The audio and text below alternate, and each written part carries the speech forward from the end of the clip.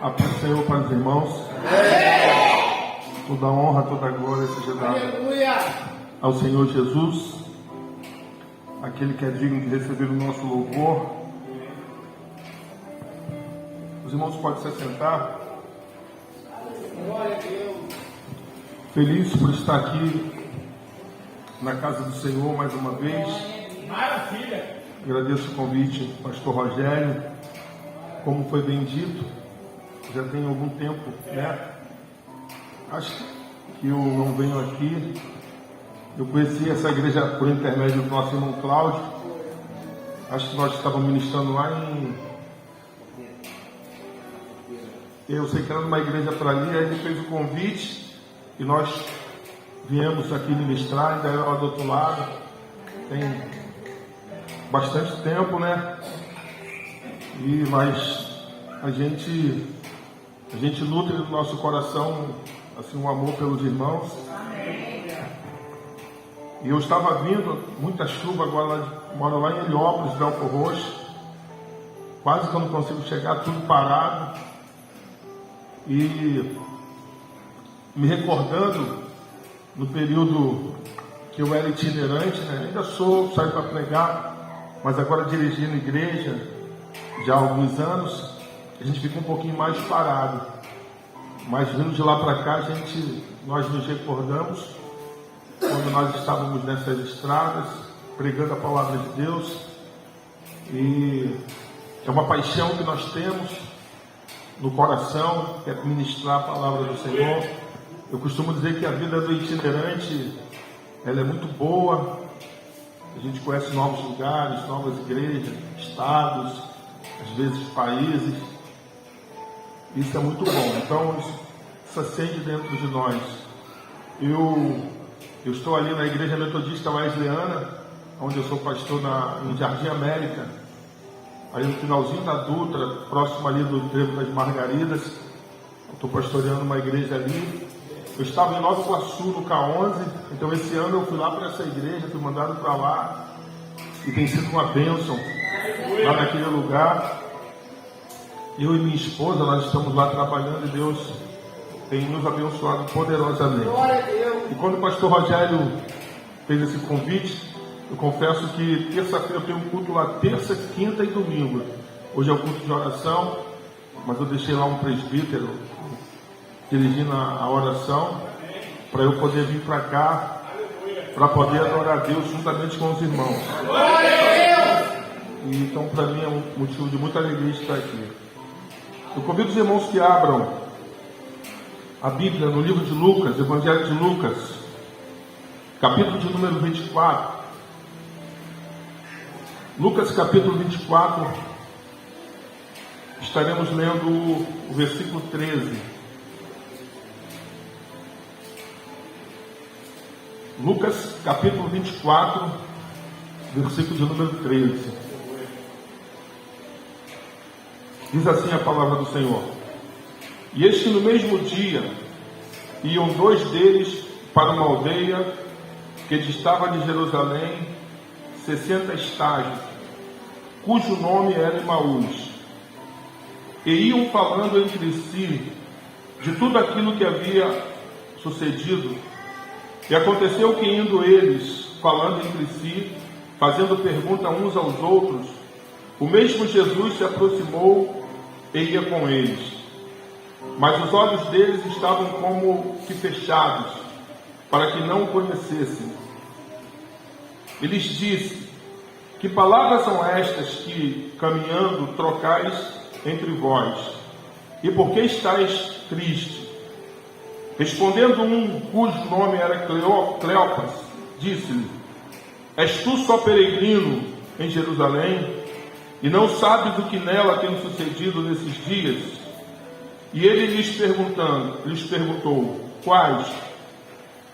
E eles disseram: As que dizem respeito a Jesus o Nazareno, que foi homem profeta, poderoso em obras e palavras diante de Deus e de todo o povo.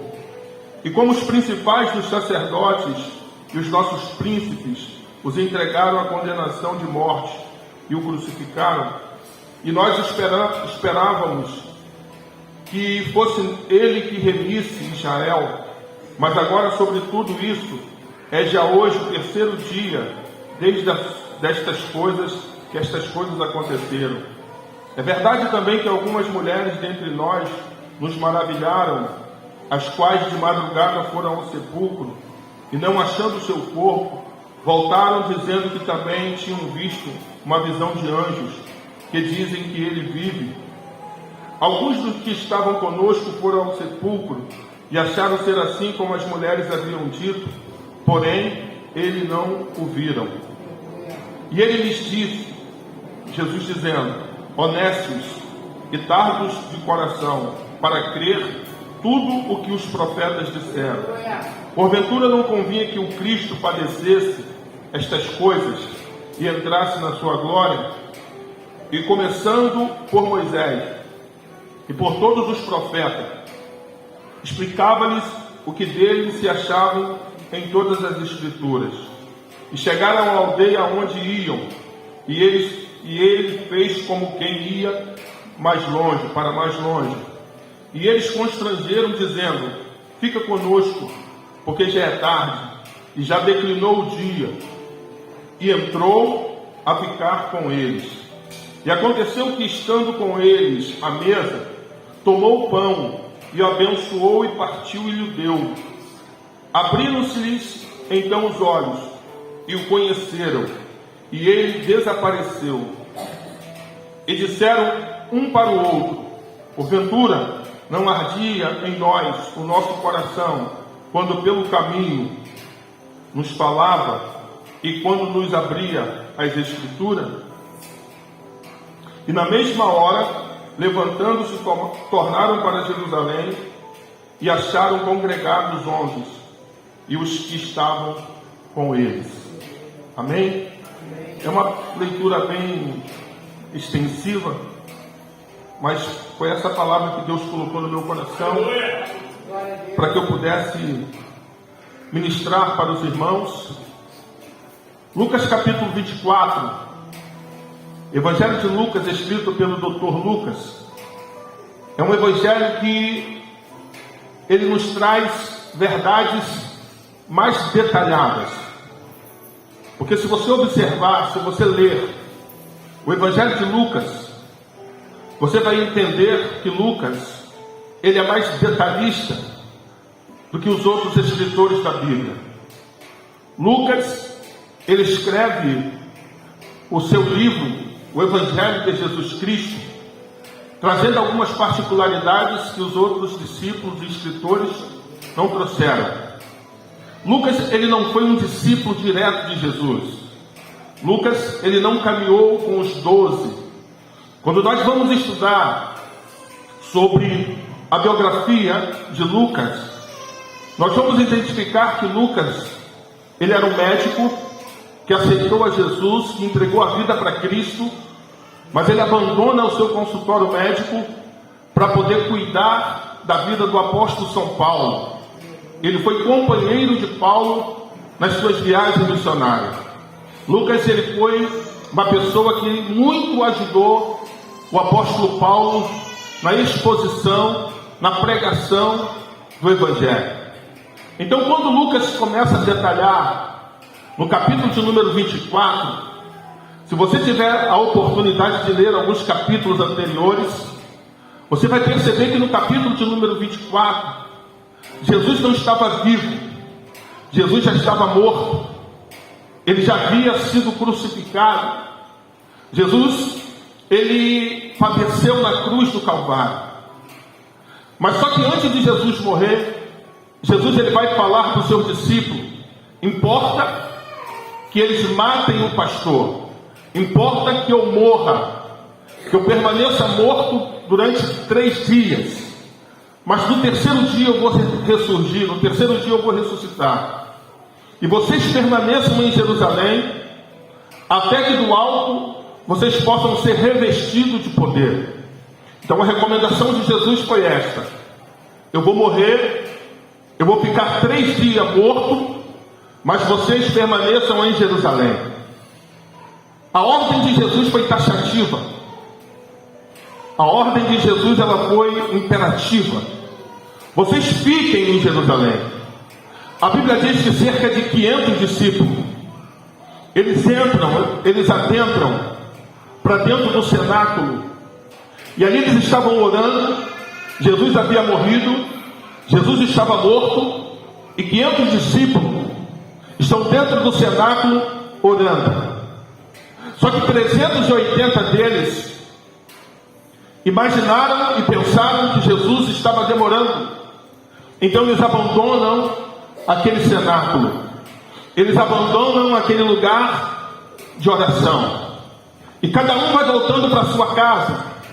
Apenas 120 continuaram orando dentro do cenáculo, mas 380 e muitos outros estão retornando para sua casa, estão saindo do lugar da promessa, estão saindo do lugar aonde Jesus havia dito para que eles pudessem permanecer. Entre esses 380 está esses 2 discípulos que ora lemos esta noite. A Bíblia diz que eles estão saindo da cidade de Jerusalém, eles estão descendo da cidade de Jerusalém. Porque se você for olhar no mapa, na geografia bíblica, você vai perceber que Jerusalém ela está em monte, ela está em um lugar elevado. Então, para você chegar em Jerusalém, você tem que subir. E é verdade que quando o povo de Deus, aquele que era peregrino, aqueles que viveram no tempo da diáspora, que foram dispersos em todo o mundo, eles subiam para Jerusalém cantando. Todas as vezes que eles vinham para poder adorar a Deus em Jerusalém, eles subiam cantando. Só que esses 2 discípulos, eles fazem um caminho inverso. Em vez de ele permanecer em Jerusalém, eles estão descendo, eles estão saindo, porque eles não conseguiram, não aguentaram esperar. E por não aguentar esperar, eles saem, eles descem. Eles estão indo para casa, eles estão indo talvez voltar para a sua vida cotidiana. Eles não mais estão acreditando na promessa de Deus, na promessa de Jesus, e eles estão indo para casa. Só que a Bíblia diz, enquanto eles estão indo para casa, porque eles estão pensando que Jesus morreu e ele não vai ressuscitar, eles estão pensando que Jesus não era poderoso para romper as ânsias da morte e ressuscitar. Mas a Bíblia diz que no 3º dia Jesus ele ressuscita. E aqui está a base da nossa fé cristã. A fé cristã, ela só é uma fé viva porque o nosso Jesus, ele não está morto, ele é vivo. Você sabe qual é a diferença do cristianismo para o islamismo? É porque Maomé morreu e está morto. Você sabe qual é a diferença do cristianismo para os testemunhas de Jeová? É que Charles Tazel Russell, o fundador das testemunhas de Jeová, morreu e está morto. Você sabe qual é a diferença do cristianismo real, bíblico, para o catolicismo? Porque Maria morreu, está na sepultura. Pedro morreu, está na sepultura. João morreu, está na sepultura. Mas o Jesus que eu vim adorar nesta noite, ele ressuscitou. Aí está a diferença. Porque a Bíblia diz que Jesus ele ressuscita ao 3º dia. Jesus ele sai da sepultura ao 3º dia. E quando Jesus está morto nesses 3 dias, Jesus está rasgando a cédula da condenação. Jesus está tomando a chave da morte. Jesus também está tomando a chave do inferno. Quando eu falo de chave, eu não estou falando de uma chave literal, eu estou falando de uma chave figurada, porque chave na Bíblia representa poder, chave na Bíblia representa autoridade. Então quando Jesus ele toma a chave da morte, ele está dizendo para a morte: até aqui você reinou, até aqui você teve poder, mas a partir de hoje quem tem poder sou eu.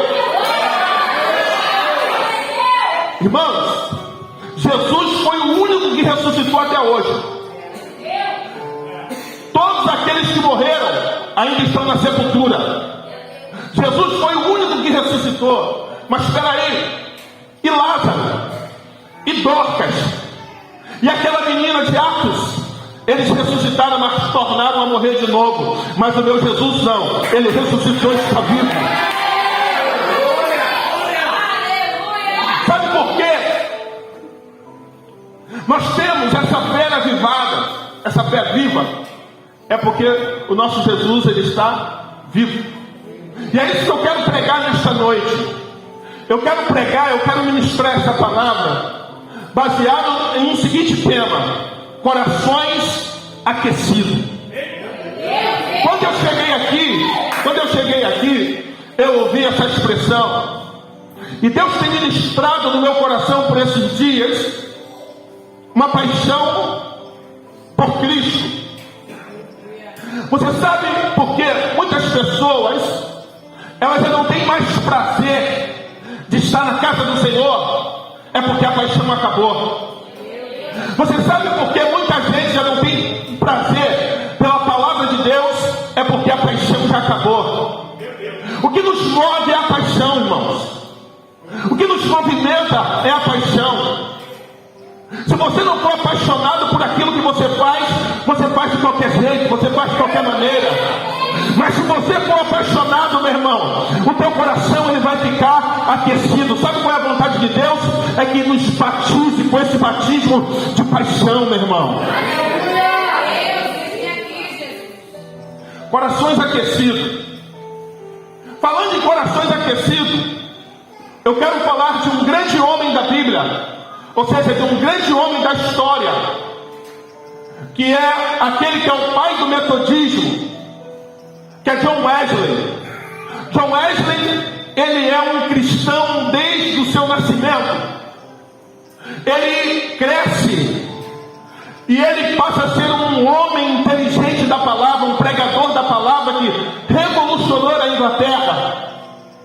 John Wesley, ele pregava, ele ganhava almas para Cristo.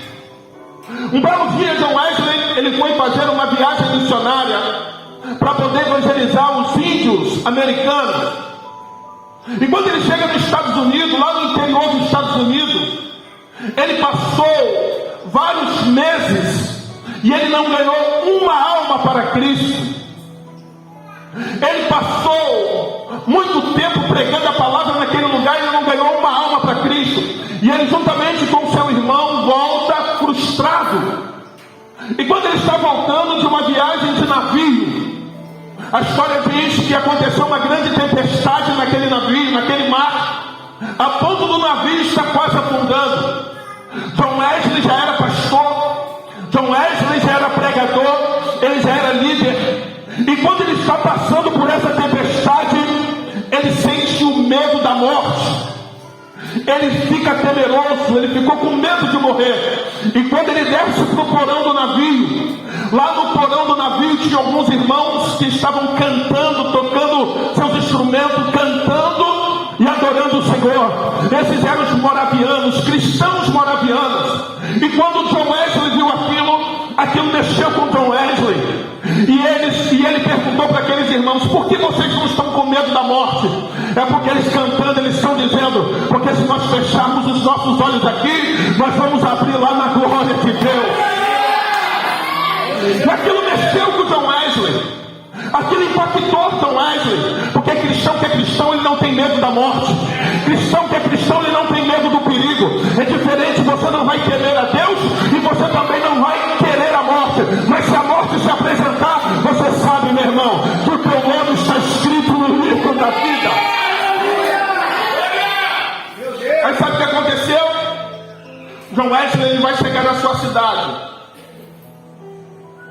Aí um dia ele entra dentro de uma igreja e tinha um pregador que estava pregando sobre a carta de Paulo aos Romanos. E quando aquele pregador estava fazendo a exposição da palavra, a Bíblia diz que John Wesley, estranhamente, ele sente o seu coração aquecido. Lá dentro, lá na Metodista Wesleyana, nós comemoramos o dia do coração abrasado. Irmãos, o que abrasa o nosso coração não é o tempo que nós temos de igreja, O que abraça, o que aquece o nosso coração, não é as mensagens que pregamos, os louvores que talvez cantamos, não. Sabe o que aquece o nosso coração? É a presença do Espírito Santo. Escute o que eu vou dizer para você nesta noite. Não adianta eu pregar sem a presença. Não adianta eu cantar sem a presença. Não adianta eu vir para a casa do Senhor sem a presença, meu irmão. Você tem que ter a presença de Deus e ter o teu coração aquecido. Eu quero falar hoje, rapidamente, sobre algumas manifestações de Deus através do fogo, porque Deus se manifesta através do fogo também. A Bíblia diz que Moisés, ele está tomando conta do rebanho do seu sogro Jetro. Ele era pastor de ovelha, ele fugiu do Egito e agora está passando 40 anos no deserto, apacentando as ovelhas do seu sogro. E ele vai procurar pastagem. Ele sobe lá em cima do monte. E quando ele está lá no monte, tomando conta das ovelhas, ele vê uma moita de capim seco pegando fogo, uma sarça. E isso era comum, era um fenômeno comum naquele tempo, no deserto. Mas o que chamou a atenção de Moisés foi que o fogo estava pegando, pastor Rogério, só que ele não acabava, ele não se consumia. Aí está a diferença. Pegar fogo é uma coisa, mas permanecer pegando fogo é outra coisa diferente. Aí que está a diferença, porque tem gente que só pega fogo quando está dentro da igreja. Tem gente que só pega fogo quando tudo está bom. Tem gente que só pega fogo quando a porta está aberta. Tem gente que só pega fogo quando a geladeira está cheia, o guarda-roupa está cheio. Mas crente que é crente, meu irmão, com porta aberta ou porta fechada, eu vou pegar fogo. Crente que é crente, meu irmão, com dinheiro no bolso ou sem dinheiro no bolso, ele pega fogo. Eu conheço muita gente, eu não sei se eu já falei isso aqui, que só pega fogo. Existem algumas datas que ele pega fogo. Eu conheci um irmão lá no início da minha caminhada. Ele tinha um costume de todo carnaval ele desviar, aí ele pulava o carnaval e depois voltava. Todo ano ele fazia isso. Ele saía da igreja, ia para o carnaval e depois voltava. O fogo dele apagava quando chegava o carnaval. Só que aí teve um desses anos, quando ele saiu para poder ir pular o carnaval, irmãos, aconteceu um problema lá. Ele tomou uma coça que ele ficou tomando saião, sumo de saião, várias semanas. Nunca mais ele saiu da presença de Deus. Escuta o que eu vou dizer. Crente que é crente, crente que tem fogo na vida, ele não desvia no Natal, ele não desvia no Carnaval, ele não desvia no Ano Novo. Por quê? Porque pode vir Natal, pode vir Ano Novo. Crente que é crente e tem o fogo do Espírito Santo na vida dele, pode ser que está pegando fogo na segunda, na terça, na quarta, na quinta, na sexta. Ou seja, o fogo não se apaga. Meu Deus! Então a Bíblia diz que Moisés, ele chega para perto daquela visão. E quando ele chega, ele vai ouvir Deus falando de dentro do fogo. O que Deus vai dizer para ele? Moisés, tira a sandália dos teus pés, porque o lugar que você está é terra santa. Aí alguém que talvez vai dizer que aquela sandália tinha uma esfinge, uma imagem do Deus do Egito. Talvez alguém vai dizer que aquela sandália representava os costumes do Egito. Mas deixa eu te dar um dado histórico aqui. No tempo de Moisés, somente os escravos andavam descalços. Somente os servos andavam descalços. Então, quando Moisés se aproxima daquela visão, quem era Moisés? Irmãos, Moisés foi criado pela filha de Faraó. Segundo Flávio José, Moisés estava sendo preparado para ser o futuro Faraó do Egito. Ele era o príncipe do Egito. Ele foi criado nas maiores ciências do Egito. Era o povo mais sábio daquele tempo. reverenciado no Egito. Quando ele passava, as pessoas batiam palma. Só que quando ele chegou na presença de Deus, a Bíblia não diz, mas aqui eu quero imaginar, Deus talvez olhou para ele e disse assim: você é príncipe lá, você é ovacionado lá. Não, aqui você é servo, aqui você tem que tirar a sandália. Ei, escute o que eu vou dizer aqui para você nesta noite. Na presença de Deus, todos nós somos servos. Aleluia. Aqui pode ter pessoas diferentes uma da outra, mas melhor aqui não tem. Ninguém aqui é melhor do que ninguém.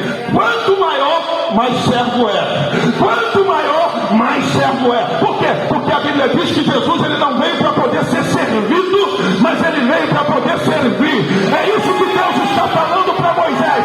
Aqui você é servo. Você pode ser profeta comigo nesta noite? Então pegue na mão dessa pessoa que está do teu lado, segure na mão dela, segure na mão dele. Você vai dizer assim: eu não sei qual é o cargo que você ocupa na igreja. Glória. Eu não sei qual é a posição que você tem na igreja, mas eu quero dizer, a maior posição que você pode ter na casa do Senhor é ser servo, meu irmão. É ser servo, minha irmã. Agora dá uma olhadinha de todos no olho, vê se ela está glorificando a Deus. Vê se ele está glorificando a Deus. Porque se estiver glorificando a Deus, é porque está entendendo que precisa ser servo.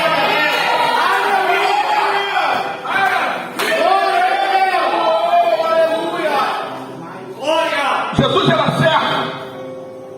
Jesus era tão servo, ele foi tão servo, que um dia ele foi convidado para ir na casa de um fariseu.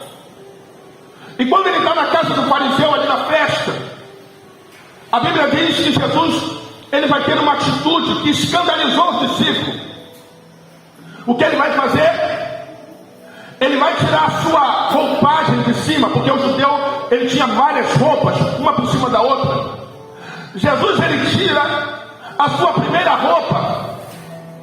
Ele vai pegar uma toalha, vai envolver no seu corpo, vai pegar uma bacia com água e vai para a porta, para poder lavar os pés daquelas pessoas que estavam entrando. Quando Jesus foi lavar o pé do apóstolo Pedro, Pedro olhou para ele e disse: não, o senhor não vai lavar meu pé. Pedro não quis deixar Jesus lavar o pé. Jesus vai olhar para ele e vai dizer o seguinte: se eu não te lavar, você não tem parte comigo. Então lava todo o corpo. Não, o corpo não, o corpo já está limpo pela palavra, eu vou lavar o pé. Você que entende um pouco de tradição judaica, você vai compreender porque Pedro não quis deixar Jesus lavar os seus pés. Porque esse serviço era um serviço feito pelo pior escravo da casa. O dono da casa pegava o pior escravo que tivesse, colocava na porta para poder lavar os pés das pessoas que estão chegando. Sabe o que Jesus está fazendo aqui? Ele está tomando o lugar do pior escravo da casa. Irmãos, se o próprio Jesus foi para a porta lavar pé, quem sou eu e quem é você, comedor de feijão e arroz? Se Jesus lavou o pé, aleluia, eu não estou dizendo que isso é literalmente, meu irmão. Lavar pé significa sinal e sinônimo de humildade. Nós temos que ter humildade. Eu conheço muita gente só porque Deus está levantando um pouquinho, ele quer empinar o nariz. Irmãos, quanto mais Deus se levantar, você tem que descer, meu irmão. Quanto mais Deus soprar o teu nome, você tem que dizer assim: Deus, a glória não é minha, a glória é sua, a glória nunca será do homem, a glória sempre será de Deus. Será que tem alguém que veio aqui nesta noite para poder glorificar o Senhor? Então é isso que Deus está falando para Moisés. Você é servo. Moisés, ele é atraído pelo fogo, porque esse fogo atrai. A primeira manifestação de Deus como fogo na vida de Moisés foi lá em cima do monte. A segunda vez que Deus se manifesta para Moisés através do fogo foi quando ele estava no deserto, indo para a terra prometida. A Bíblia diz que durante o dia Deus se colocava debaixo do sol como uma nuvem, mas durante a noite a mesma nuvem se transformava numa coluna de fogo e ia diante do povo no deserto. Eu anotei aqui. E essa coluna de fogo, ela tem pelo menos 3 importâncias para o povo no deserto. A primeira, servia para poder guiar. A segunda, servia para poder aquecer. E terceira, servia para poder proteger. Guiar por quê?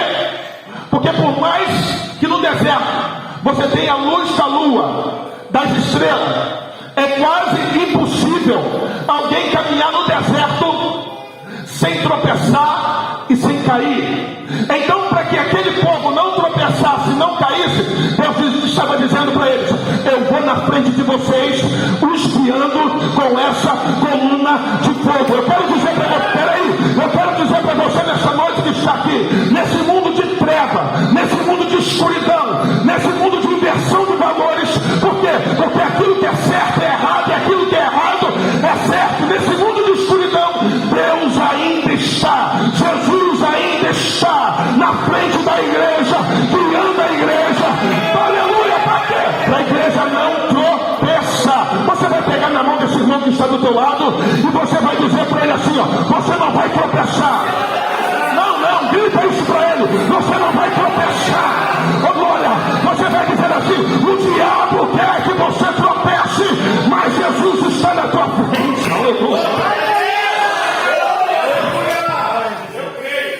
Primeiro, servia para guiar. Segundo, servia para poder aquecer. Eu sei que nessa igreja já passou diversos pregadores, e talvez alguns aqui já até falaram o que eu vou falando aqui agora. No deserto, o frio na madrugada é muito intenso, assim como o calor durante o dia. E quando vira para a madrugada, para a noite, para a madrugada, o frio é quase insuportável. Então seria quase impossível aquele povo atravessar o deserto. Mas a Bíblia diz que durante a madrugada, Deus colocava uma coluna de fogo para poder aquecer. Eu li um post, uma publicação. Eu estive ministrando numa igreja lá em Edson Passo, Mesquita, Igreja Metodista Wesleyana, em Delamare, culto de juventude, de jovens, muitos jovens dentro da igreja. E alguém disse assim: o diabo está dizendo que a minha geração é uma geração falida. Satanás está dizendo que a nossa geração é uma geração de pessoas derrotadas, de jovens derrotados. Mas eu quero dizer para você, meu irmão, para você, minha irmã, que no meio dessa frieza espiritual, Deus ainda está diante de nós para poder nos aquecer. Deus está diante do seu povo para poder te aquecer. Você não vai viver uma vida de frieza espiritual. Você não vai viver uma vida de morte espiritual. Por quê? Porque o fogo de Deus ainda nos aquece. Você pode dizer isso para essa pessoa que está do teu lado. Obrigado, meu irmão. Diga assim: o fogo de Deus ainda nos aquece. Terceiro, o fogo servia para poder proteger. Proteger de quê? De serpentes e de escorpiões que havia no deserto. Deserto é lugar de escorpião. Deserto é lugar de serpente. Você sabe que a serpente, o escorpião, ele não suporta o fogo. Quando ele vê o fogo, quando a serpente vê o fogo, ela foge. Você quer espantar a serpente? Tenha fogo na tua vida. A Bíblia diz que Paulo, ele está indo, alguém vai dizer que na sua quarta viagem missionária, mas ele está indo para Roma. Ele está indo prisioneiro para Roma, em um navio. E Paulo tinha esse desejo de pregar em Roma. Paulo sempre quis pregar em Roma. Era o desejo de Paulo pregar lá, porque Roma naquele tempo era o centro do mundo. onde estavam os imperadores. Só que Paulo agora está indo preso para Roma.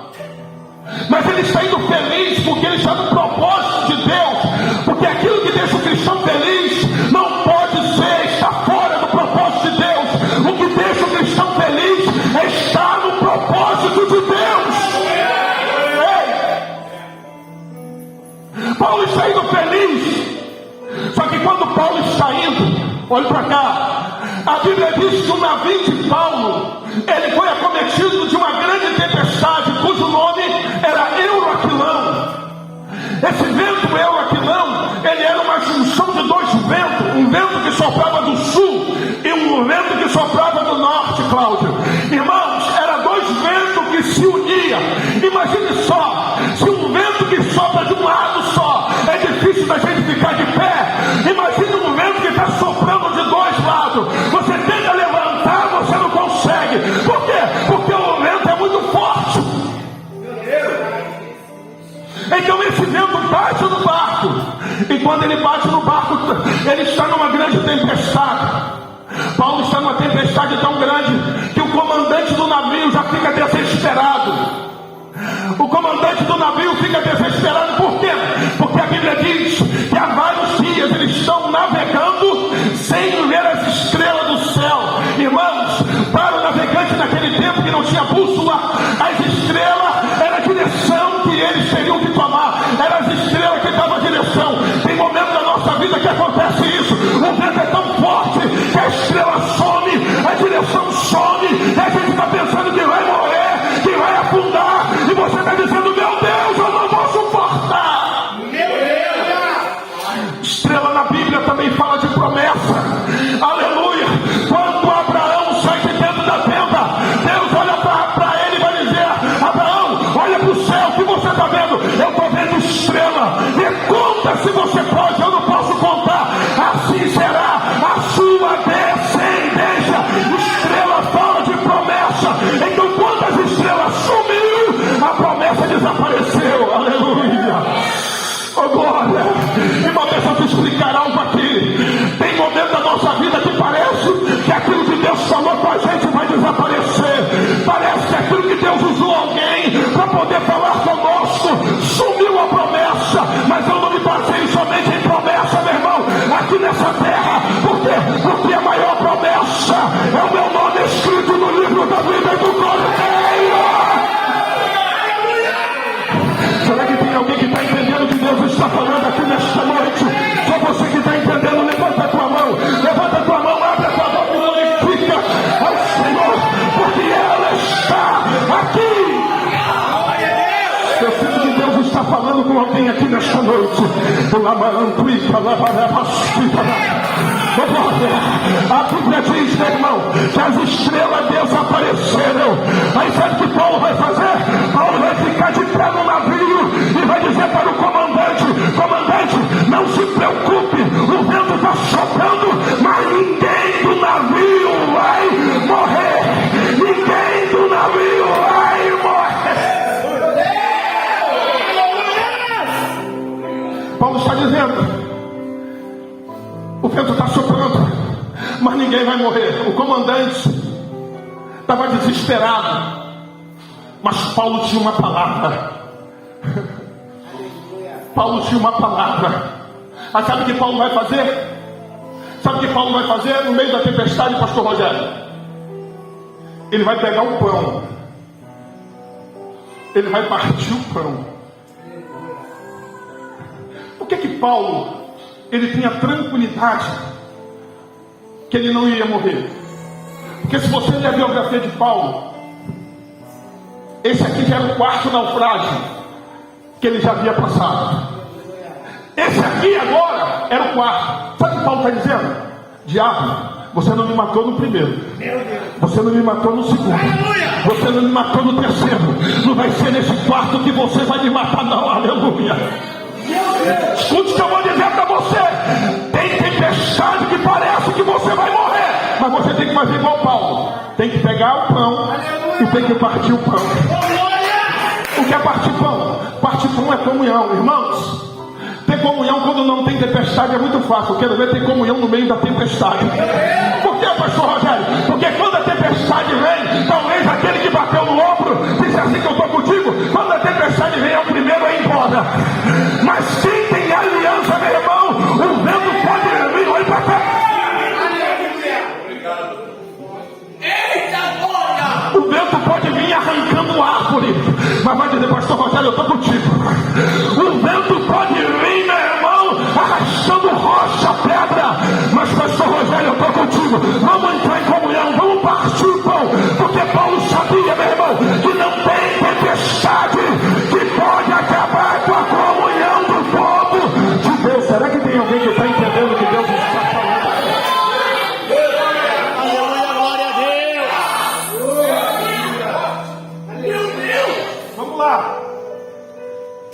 A Bíblia diz que um navio se parte. Aí tem gente que diz que barco, que Jesus está numa funda. Quem disse? Aqui afundou. Afundou. Mas com uma diferença, ninguém morreu. Aí sabe o que a Bíblia vai dizer? Sabe o que a Bíblia vai dizer? Todos se salvaram agarrados nos destroços do navio, nos pedaços de madeira do navio. Quando eu falo de madeira, sabe o que eu estou falando? Eu estou falando de cruz. Quando eu estou falando de madeira, eu estou falando do Cristo que foi crucificado na cruz, irmãos. Sabe qual é o único meio de nós nos salvarmos? É agarrado na cruz. Não, vou repetir. Sabe qual é o único meio que tem da igreja se salvar? É quando ela agarra-se na cruz. Olha para cá. O diabo está dizendo que a igreja vai sair enfraquecida dessa pandemia. Não vai não, sabe por quê? Porque nós estamos agarrados na cruz. O diabo está olhando para essa igreja e está dizendo, essa igreja aqui, ela não vai romper sim. Por quê? Porque nós estamos agarrados na cruz. Na cruz, se você está agarrado na cruz, se você está agarrado na cruz, levanta a tua mão, vai. Levanta a tua mão, abre a tua boca, abre a tua boca, abre a tua boca para poder adorar, abre a tua boca para poder glorificar.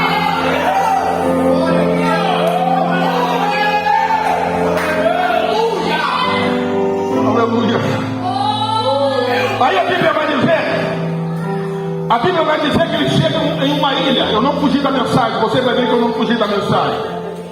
A Bíblia diz que eles chegaram em uma ilha, numa ilha chamada Ilha de Malta.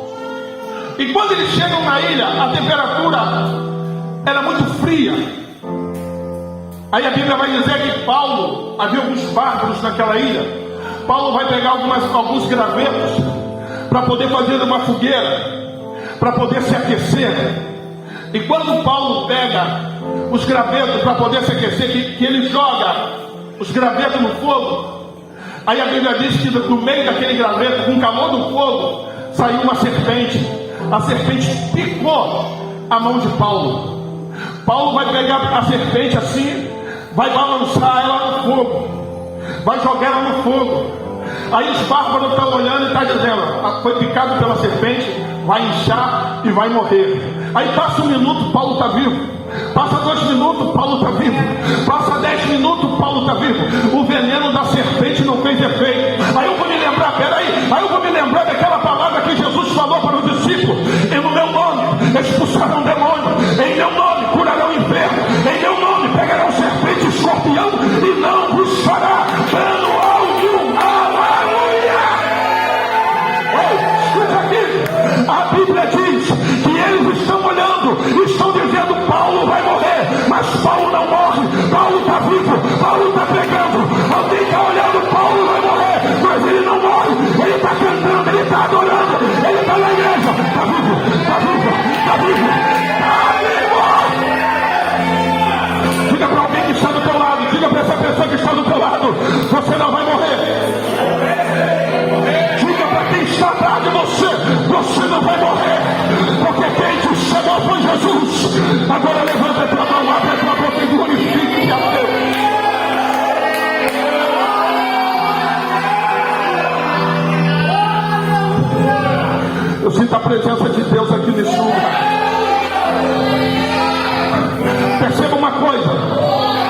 Perceba uma coisa: enquanto não tem fogo, a serpente está escondida. Enquanto não tem fogo, a serpente não se revela. Enquanto não tem fogo, a serpente está intocada, meu irmão. Você quer desintocar a serpente? Taca fogo na moita. Aleluia! Vai ser serpente correndo para lá, vai ser serpente correndo para cá. Oh, glória, por quê? Porque aonde tem fogo, a serpente não fica. A serpente não fica. Porque eu aprendo uma coisa: o fogo revela a serpente, o fogo revela a serpente, o fogo revela a serpente, meu irmão. Por isso que Deus fez lá no deserto: quando tem fogo, a serpente não fica.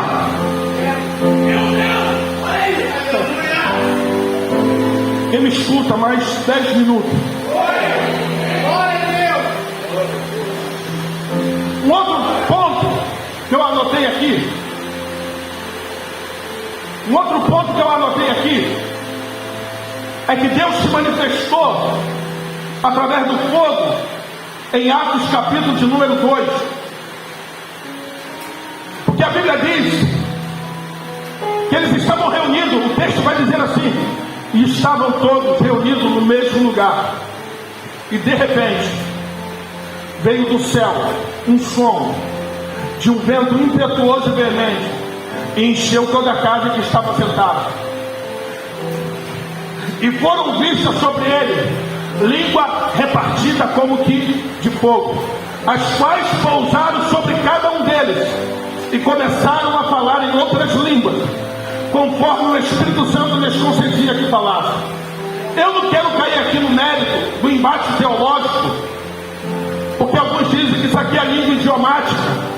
Eu não quero entrar nesse mérito, mas uma coisa é certa: Deus se manifesta através do fogo, lá no Atos capítulo 2.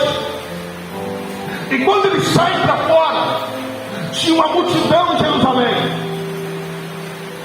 Aí alguém vai olhar para eles e vai dizer assim: vem cá, por que vocês estão cheios de mosto? Mosto, sabe o que é mosto?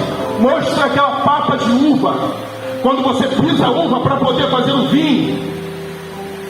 Sabe o que eles estão dizendo? Vocês estão embriagados nessa hora do dia. Aí alguém vai levantar e vai falar assim: não, isso daí não é embriaguez da terra, isso aí não é bebida da terra, isso aí é aquilo que o profeta Joel profetizou, que nos últimos dias eu derramarei do meu espírito sobre toda a carne. Olha para cá. Você já viu alguém bêbado? Eu estou falando bêbado. Você já viu um bêbado quando anda? Ele vai tropeçando, ele vai caindo, ele vai levantando. Alguém vai olhar para aquele povo, para aqueles homens, e vão dizer: vocês estão embriagados, irmãos. Sabe qual é a minha oração? É para que se cumpra aquilo que Paulo falou lá na carta aos Efésios: não vos embriagueis com o vinho que tem contenda, mas embriagai-vos pelo Espírito. Sabe qual é a minha oração? É que crente levante nessa geração jovens que andem embriagados. Sabe qual é a minha oração? É que Deus nessa geração levante pastores que sejam embriagados. Alguém vai ter que olhar para nós, meu irmão. Alguém vai ter que olhar para essa igreja, minha irmã, e vai dizer: ali tem um povo que só anda embriagado, mas não é de praia minha, mas não é de 51, mas não é de caninha da roça, não é. É de quê? É da presença de Deus, é da presença de Deus. Pegue na mão dessa pessoa que está do teu lado. Pegue na mão dessa pessoa que está do teu lado. Segure na mão dela, segure na mão dela. Pegue na mão dela aí, pegue na mão dela aí. Você vai balançar ele, você vai balançar ela. Balance ele, balance ela. Você vai dizer assim: Deus, ele quer te embriagar. Deus, ele quer te embriagar.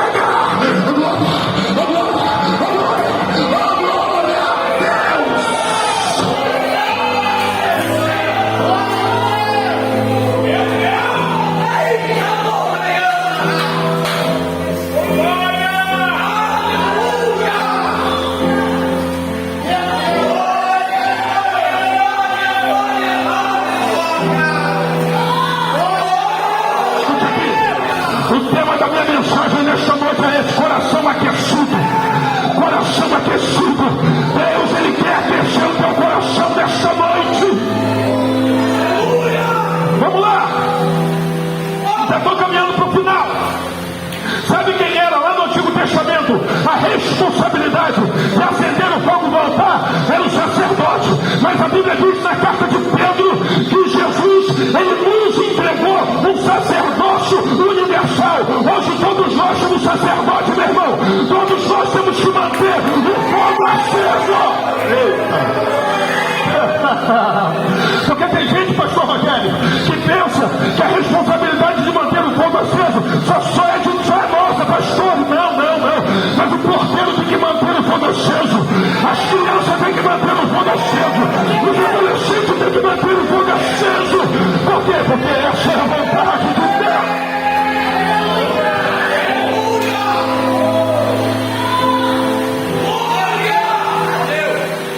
Outra coisa, eu ouvi aqui hoje que tem coisa que dá trabalho, e é verdade. Porque tem gente que pensa que vai manter o fogo aceso diante da televisão comendo pizza e tomando Coca-Cola. Não é assim. Tem gente que pensa que vai manter o fogo aceso só vindo para a igreja no culto de domingo. Não é assim. Tem gente que pensa que vai manter o fogo aceso com uma oração de 5 minutos. Não é assim. Dá trabalho, meu irmão. Dá trabalho, minha irmã. Você tem que acordar cedo. Você tem que cortar lenha. Você tem que cortar, tirar lenha. Você tem que limpar o altar. Você tem que tirar a cinza do altar. Aí sim, você vai botar a lenha nova e vai acender o fogo. Dá trabalho.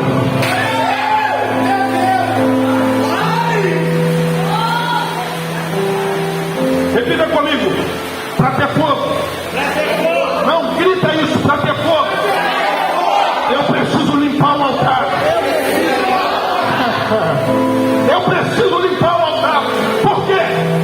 Porque você que já fez uma fogueira, você sabe que a cinza, ela impede do fogo pegar novamente. Então, para poder ter fogo novamente, você tem que tirar a cinza. O que é cinza na Bíblia? O que representa cinza na Bíblia? Cinza na Bíblia representa o saudosismo. Aquelas pessoas que são saudosistas. Quem são os saudosistas? Só está vivendo lá no passado. Aleluia, quando eu era jovem eu pregava. Quando eu era jovem eu evangelizava. Quando eu era mais jovem eu vim para a casa do Senhor. Eu ganhei tantas almas, estou lá fora. Ou seja, está lá atrás. Mas Deus está dizendo, meu irmão, o passado não pode te prender. O passado não pode te prender. O passado, ele tem que ser um trampolim para o teu presente e para o teu futuro. Olha para cá que eu vou encerrar. Olha para cá que eu vou encerrar. Quando alguém olha para uma fogueira que só tem cinza, alguém vai dizer assim: um dia essa fogueira pegou fogo. Um dia essa fogueira teve fogo. Meu irmão, mas quando alguém olha para uma fogueira que está com fogo, vai dizer assim: teve fogo no passado, tem fogo no presente, e vai ter fogo no futuro. No futuro, meu Deus.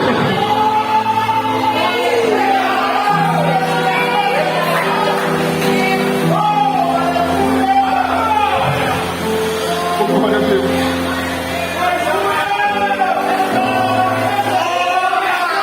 Aleluia! Vamos lá. O fogo, ele pega no altar. Ele tem que estar aceso no altar. Esses dias, eu estava ministrando lá na igreja e teve alguns irmãos que eles não compreenderam o que eu quis dizer. Mas depois eu expliquei para eles. E eu vou explicar para vocês também. Eu sou desde 17, 18 anos da presença de Deus. Hoje eu tenho 46. Eu nunca me desviei, já tropecei algumas vezes, mas sempre caminhando. Sempre caminhando. E desde jovem eu aprendi, eu ouvi dos antigos, que o altar é santo. Só que eu discordo com muito carinho. O altar não é santo. O altar é consagrado, é diferente. É diferente. O microfone não é santo, ele é consagrado. O que é consagrado? É dedicado. Quando eu dedico algo a alguém, aquilo que eu dediquei só pode ser usado em prol daquele alguém que eu dediquei. É por isso que nesse microfone consagrado, ninguém canta funk. É por isso que nesse microfone consagrado, ninguém canta pagode. Por quê? Porque aqui só pode cantar louvores para poder adorar o Senhor. É consagrado. O altar também é consagrado. É por isso que não pode subir aqui qualquer pessoa Por quê? Porque foi consagrado a Deus. O altar não é santo, o microfone não é santo, mas o pregador é santo. Ei, a bateria não é santa, é consagrada, mas o baterista que estava ali é santo. A tecladista que está aqui é santo, meu irmão. Ou seja, esse lugar aqui só é santo porque aqui tem santo, meu irmão. E aonde tem santo tem fogo, tem fogo, tem fogo, tem fogo, tem fogo, tem fogo, tem fogo. Será que tem alguém que está entendendo? Meu Deus! Aleluia, glória a Deus, aleluia! Oh, aleluia, glória a Deus!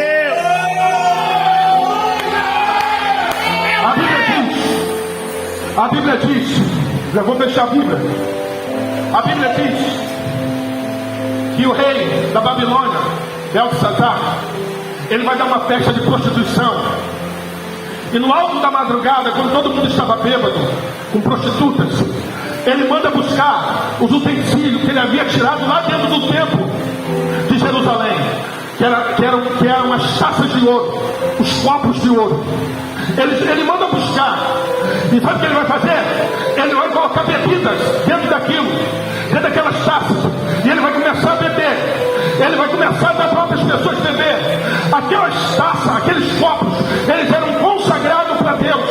Então quando aquele rei rico, ele pega aquilo que é consagrado para Deus e vai usar para fins que não adoram a Deus, a Bíblia diz que ele tem uma visão. Qual é a visão? Ele vê uma mão, e essa mão vai escrever na parede algumas epígrafos, algumas imagens. Ele vai escrever o seguinte: Mene, Mene, Tekel, Passim. Aí ele não consegue identificar aquela escrita, e ele vai chamar alguém, aquele que pode revelar. E quando aquele que pode revelar chega, sabe o que vai dizer? Olha só, eu quero dizer para você que você foi pesado na balança, e você foi chaçado em falta, e o teu reino vai ser dividido. Por quê? Porque você pegou aquilo que é santo para poder usar naquilo que é profano. Então não pegue aquilo que é santo, meu irmão. Não pegue aquilo que é santo, minha irmã, para poder usar naquilo que é profano.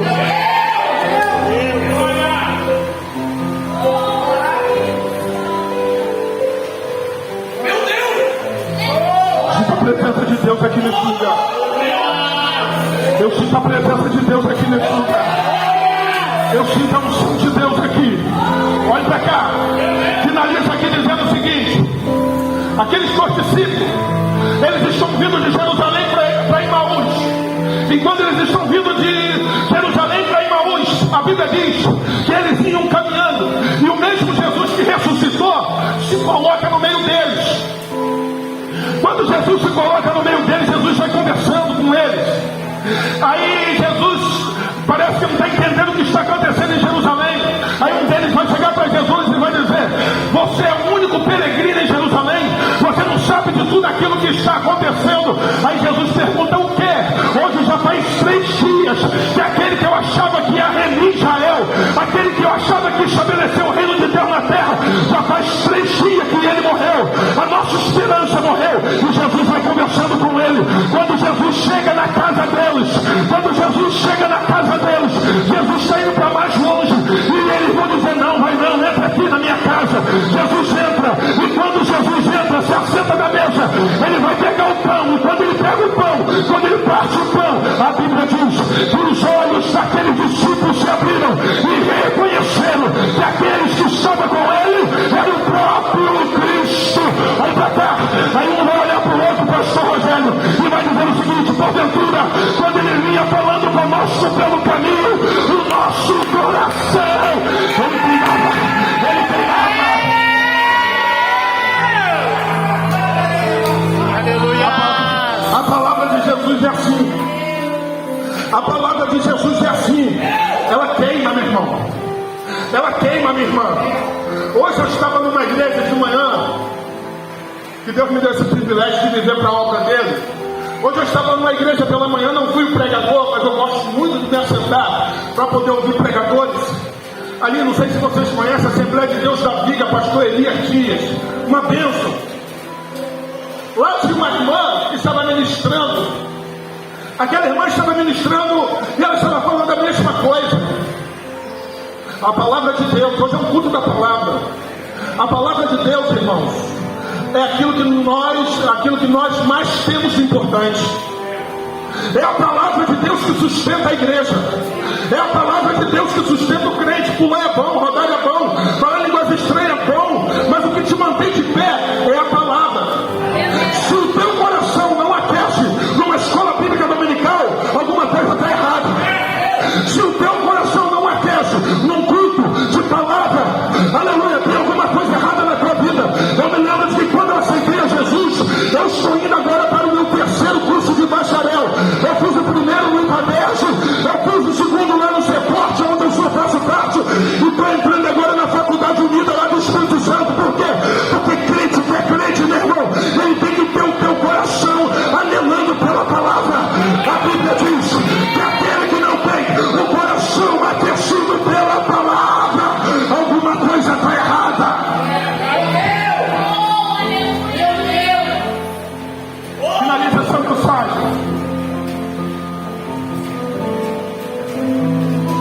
Finaliza essa mensagem dizendo para você: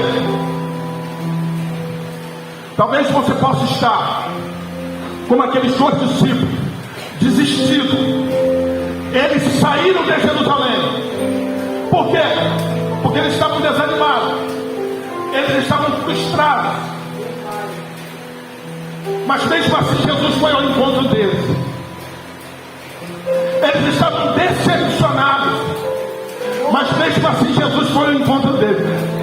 Olha que para chegar aqui nessa igreja é difícil, mas Jesus não vê obstáculo para vir ao teu encontro nessa noite.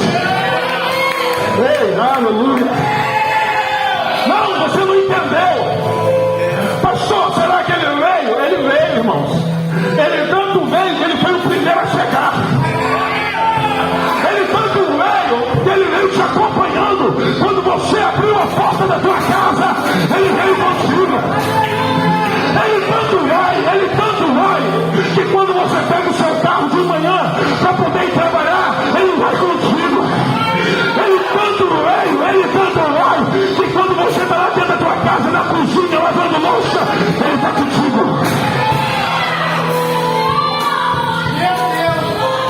Ele está conosco. Ele está com esta igreja. Eita, já a Bíblia vai dizer assim: aleluia, estou composto todos os dias até a consumação do século.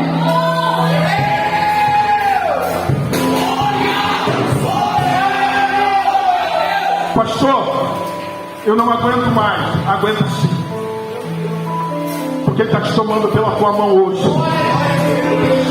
Pastor, está tão difícil, eu vou voltar para casa. Parece que tem gente que é igual Pedro, porque quando Pedro nega Jesus, Pedro acabou, ele vai pescar, né? Tem gente que é igual Pedro.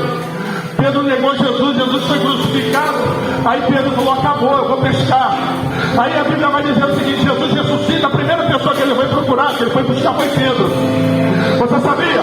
Quando Jesus ressuscitou, uma das primeiras pessoas que ele foi buscar foi Pedro. Aí quando Jesus chega na beira da praia, aí está lá Pedro, a Bíblia vai dizer que ele está nu. Aí Pedro está lá na beira da praia, está pescando. Aí Jesus vai chamar Pedro. Jesus vai fazer uma fogueira e vai chamar Pedro. Irmãos, perceba uma coisa: aonde foi que Pedro negou a Jesus? Aonde foi que Pedro negou a Jesus? Na beira de uma fogueira. E aonde foi que Pedro confessou a Jesus? Na beira da fogueira. Não, você não está entendendo. Aleluia, aleluia.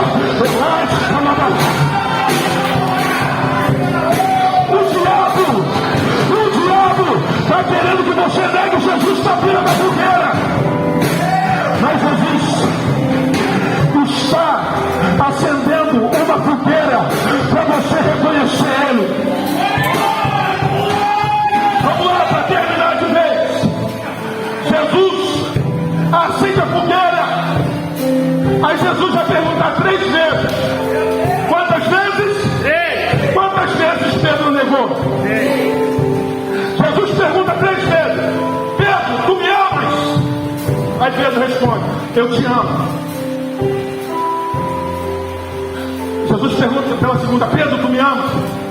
Eu te amo. Aí na terceira Jesus vai dizer: Pedro, tu me ama mais do que a este?